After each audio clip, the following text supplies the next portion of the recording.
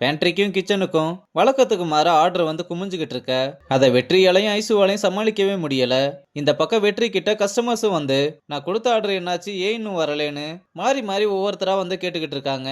வெற்றியும் அவனால முடிஞ்ச அளவு சமாளிச்சுக்கிட்டு இருக்கான். ஆனாலும் கஸ்டமர்ஸ் அடுத்தடுத்து வந்து கத்திக்கிட்டு இருக்க. ஐசு இதெல்லாம் பார்த்துட்டு வேகமா வந்து ஒரு 2 நிமிஷம் வெயிட் பண்ணுங்கன்னு அவளே டீ போட்டு கொடுக்குறா. இதை வெற்றியும் வந்து பார்த்துட்டு டீ எடுத்துட்டு போய் கொடுக்குறான். வேணியும் ஐசு அங்க வேலை செய்யறத பார்த்துட்டு நம்ம ஆர்டர்ஸே லேட்டா போய்கிட்டு இருக்கு, கொஞ்சம் ஹெல்ப் பண்ணுன்னு கூப்பிட அவளும் வந்து ஃபைல் பண்ணிக்கிட்டு இருக்கும்போது வெற்றியும் அவங்களுக்கு ஹெல்ப் பண்ண வந்து ஃபைல் போடுற வேலையை நான் பாத்துக்கிறேன், நீங்க போய் மத்த வேலையை பாருங்கன்னு சொல்றான். எல்லாமே நல்லா தான் போகுது, ஆனா 2 பேரும் பேசுவாங்கன்னு பார்த்தா பேசவே மாட்றாங்க, அதான் கடுப்பாகுது.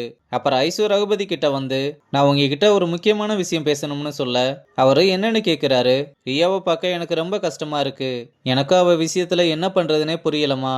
நான் உங்ககிட்ட ஒரு விஷயம் சொன்னா நீங்க கோவிச்சுக்க கூடாது, நீ எனக்கு ஒரு பொண்ணு மாதிரிதாம்மா, நீ என்னன்னாலும் சொல்லு, நான் கோவிச்சுக்க மாட்டேன். நீங்க ஏன் ராஜனுக்கும் ரியாவுக்கும் கல்யாணம் பண்ணி வைக்க கூடாது? நான் இதை எப்படி அவங்க 2 பேர்கிட்டையும் சொல்லுவேன்? அதுவும் ராஜன் கிட்ட போய் எப்படி என்னால சொல்ல முடியும்? அப்படி கேட்டா அவன் என்னை பத்தி என்ன நினைப்பான்? ஐசுவோ ராஜன் சின்ன வயசுல இருந்து ரியாவை லவ் பண்ணிக்கிட்டு இருக்கான்னு எல்லா விஷயத்தையுமே சொல்ல ரகுபதியும் இதை கேட்டு ரொம்பவே யோசிக்க ஆரம்பிக்கிறாரு. ஐசுவும் நீங்க ஒரு நல்ல முடிவு எடுப்பீங்கன்னு நம்புறேன்னு சொல்லிட்டு போறா. இங்க வெற்றியும் பாண்டி கிட்ட போன்ல பேசிக்கிட்டு ஸ்டோர் ரூம்ல எதையோ எடுக்க சொல்லிக்கிட்டு இருக்க. லைன் கிடைக்கலன்னதும் வெளியே வந்து பேசிக்கிட்டு இருக்கான். அப்ப வேணி கட் பண்ணி வச்ச வெங்காயத்தை காணோம்னு தேடிக்கிட்டு இருக்க. எங்க தேடியுமே இல்லைன்னதும் வெட்டி வச்ச வெங்காயத்தை சுட்டுட்டு வந்துடுறா.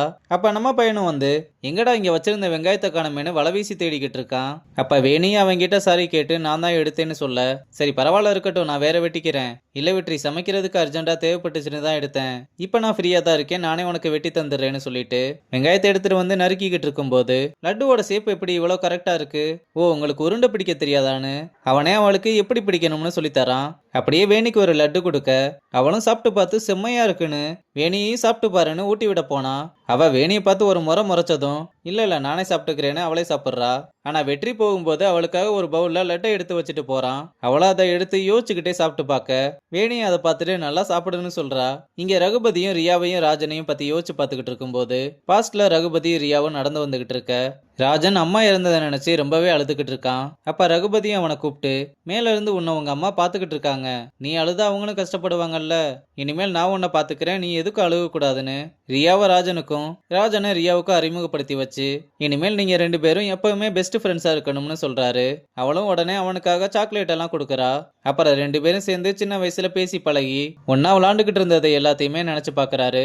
இங்க வேணியும் சிசிடிவியோட கண்ட்ரோல் ரூமுக்கு வந்து லாஸ்ட் 1 மாசமா நெடுமாறன் எங்க போனாரு வந்தாரு, அவர் யாரெல்லாம் பார்த்தாருன்ற ஃபுட்டேஜ் எல்லாமே வேணும்னு கேட்க என்னம்மா இப்படி கேட்டுட்ட, இந்த ரெசார்ட்ல 350 கேமரா இருக்கு, அதெல்லாம் எடுத்து பார்க்கவே 2 நாள் ஆயிருமா, சரி குறிப்பிட்ட ஒரு ஆளை மட்டும் தனியா பார்க்க முடியுமா, ஒரு ஏஐ சாஃப்ட்வேர்ல அவங்களோட முகத்தை மட்டும் அப்லோட் பண்ணா பார்க்க வாய்ப்பு இருக்கு, அப்ப அந்த மாதிரியே பண்ணிடலாம்னு பிரியாவோட போட்டோவை காமிச்சு இந்த பொண்ணு எங்கெல்லாம் போனான்னு ட்ராக் பண்ணி சொல்ல முடியுமான்னு கேட்க அவரும் நான் ட்ரை பண்ணி பார்த்து உனக்கு கால் பண்ணி சொல்றேமான்னு சொல்றாரு. வேணி ஒரு வழியா பிரியா மேல கண்ணு வச்சுட்டா, சிக்குவாளா என்னன்னு பார்க்கலாம். இங்க ரகுபதியை ராஜனை கூப்பிட்டு உன்கிட்ட ஒரு முக்கியமான விஷயம் பேசணும்னு ஐசு என்கிட்ட உன்னை பத்தியும் ரியாவை பத்தியும் சொன்னான்னு சொன்னதும் ராஜன் இதை கேட்டதுமே ரொம்ப டல்லாகிறான். இந்த விஷயத்துல நான் என்ன நினைப்பேன்னு நீ யோசிக்க தேவையில்லை, இது உன்னோட முடிவு. ரியா விஷயத்துல நான் எடுத்த முடிவுனாலதான் இப்ப வர அதை நினைச்சு வருத்தப்பட்டுக்கிட்டு இருக்கேன், அவளும் எனக்கு மேல வருத்தப்பட்டுக்கிட்டு இருக்கா.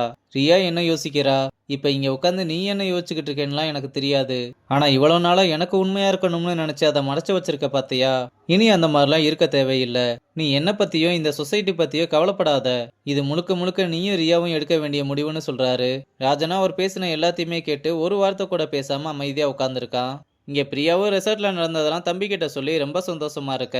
இதெல்லாம் அந்த ஆளுக்கு பத்தாதுக்கா, நம்ம அண்ணனுக்கு என்ன நடந்துச்சோ அது அந்த ஆளுக்கு நடக்கணும், குக்கிங்கே வேணாம்னு அவர் ஓடுறத பார்க்கணும், அடுத்து என்ன பண்ணலாம்னு யோசிச்சிட்டியா? இன்னைக்கு நைட்டு மினிஸ்டர் கிளம்புறாரு, அவர் போனதுக்கு அப்புறம் ரெசார்ட்டே பெருமூச்சு விடும், ஆனா நம்மளோட அடுத்த மூவி அதுக்கப்புறம் தானே ஒரு சூனியக்காரி சிரிப்ப போடுறா. இங்க மினிஸ்டரும் கிளம்பும் போது நெடுமாறன் கிட்ட நியூஸ் எல்லாத்தையும் நானும் பார்த்தேன், ஒருத்தர் மேல இருந்தா அவரை கீழே தள்ளுற நியூஸ் தான் இப்பெல்லாம் வைரல் ஆகிக்கிட்டு இருக்கு, எனக்கே இந்த மாதிரிலாம் நடந்திருக்கு, நீங்க அதெல்லாம் நினைச்சு வருத்தப்படாதீங்க, கண்டிப்பா உண்மை ஒரு நாள் வெளியே வரும்னு அவருக்கு ஆறுதலா பேச நெடுமாறனும் அவரை புரிஞ்சுக்கிட்டதுக்காக ரொம்பவே நன்றி சொல்றாரு. அப்ப நம்ம பாண்டியும் வெற்றியும் வேகமா ஓடி வந்து பாட்டிமா கிட்ட பேண்ட்ரியில செஞ்ச டிஷஸ் எல்லாத்தையுமே கொடுத்துட்டு அப்ப நம்ம குட்டி பையன்கிட்டயும் அவனுக்கு பிடிச்ச டோனட் எல்லாத்தையுமே கொடுத்து அம்மா பேச்சையும் பாட்டி பேச்சையும் கேட்கணும்னு சொல்லிக்கிட்டு இருக்கும்போது மினிஸ்டர் நெடுமாறன் கிட்ட உங்க பேண்ட்ரி டிஷஸ் எல்லாமே எனக்கு ரொம்ப பிடிச்சிருக்கு, நேஷனல் ஃபுட் ஃபெஸ்டிவலுக்கு உங்க ரெசார்ட்டை பிரசன்ட் பண்ண போறது உங்களோட பேண்ட்ரி டிஷஸ் மட்டும் தானு சொல்ல இதை கேட்டு நெடுமாறன் நெடுமாறன் கடுப்பானாலும் வெற்றியும் இந்த பக்கம் இது எல்லாத்தையுமே கேட்டுக்கிட்டு இருக்கான். மினிஸ்டரும் இந்த மாதிரி ஒரு ஐடியாவை கண்டுபிடிச்சு டேஸ்ட் அண்ட் ஹெல்த்துக்கு முக்கியத்துவம் கொடுத்தது ரொம்ப நல்ல விஷயம். நீங்க இன்னும் இந்த இடத்துல இருக்கிறதுக்கு காரணம் என்னன்னு உங்களோட பேண்ட்ரி டிஷஸ சாப்பிட்டதுக்கு அப்புறம் தான் தெரிஞ்சது. உண்மையிலேயே நீங்க ஒரு ஜீனியஸ்னு பாராட்ட அந்த பாராட்டுக்குரியவன் பின்னாடி நின்னு சிரிச்சுக்கிட்டு இருக்கான். அப்ப ரகுபதி அங்க வர அவர்கிட்டயும் போயிட்டு வரோம்னு சொல்லிட்டு மினிஸ்டரும் அவரோட ஃபேமிலியை கூப்பிட்டு கிளம்புறாரு. அவர் போனதுமே ரகுபதி அப்படி என்ன சொல்லிக்கிட்டு இருந்தாருன்னு கேட்க, நேஷனல் ஃபுட் ஃபெஸ்டிவல்ல நம்ம ரெசார்ட்டோட ஃபுட் எல்லாம் கண்டிப்பா நம்ம ரெசார்ட்டோட ஃபுட் எல்லாம் டிஸ்ப்ளே ஆகும்னு நம்பிக்கை கொடுத்துட்டு போயிருக்காரு. நீ இதை பண்ணி முடிப்பேன்னு எனக்கு நல்லா தெரியும். எனக்கு ரொம்ப சந்தோஷமாவும் பெருமையாவும் இருக்குன்னு அவனை கட்டிப்பிடிக்க, ஆனா நெடுமாறனுக்கு சந்தோஷமே இல்ல. இந்த பக்கம் பாண்டியும் வேகமா வந்து வெற்றியை கூப்பிட்டு, நீ செஞ்ச டிஷ்ஷஸ் எல்லாத்தையுமே நெடுமாறன் பண்ணதுன்னு பேசிக்கிட்டு இருக்காங்க. யோ, நான் செஞ்ச டிஷ்ஷுக்கு நெடுமாறன் சாருக்கு பேரு கிடைக்குதுன்னா எவ்வளவு பெரிய விஷயம் தெரியுமா? டேய் முட்டா பையலே, உன்னோட உழைப்ப அவங்க எடுத்துக்கிறாங்க. யாருக்கு பேர் கிடைச்சா என்ன? நம்ம ரெசார்ட்டுக்கு நல்ல பேர் கிடைக்குதுல. ரகுபதி சாரும் செம்ம ஹாப்பியா இருக்காரு. இதுக்கு மேல என்ன வேணும்னு நீ எதுக்கும் கவலைப்படாதுன்னு சொல்லிட்டு ரொம்ப சந்தோஷமா போறதோட இந்த எபிசோட முடிச்சிருக்காங்க.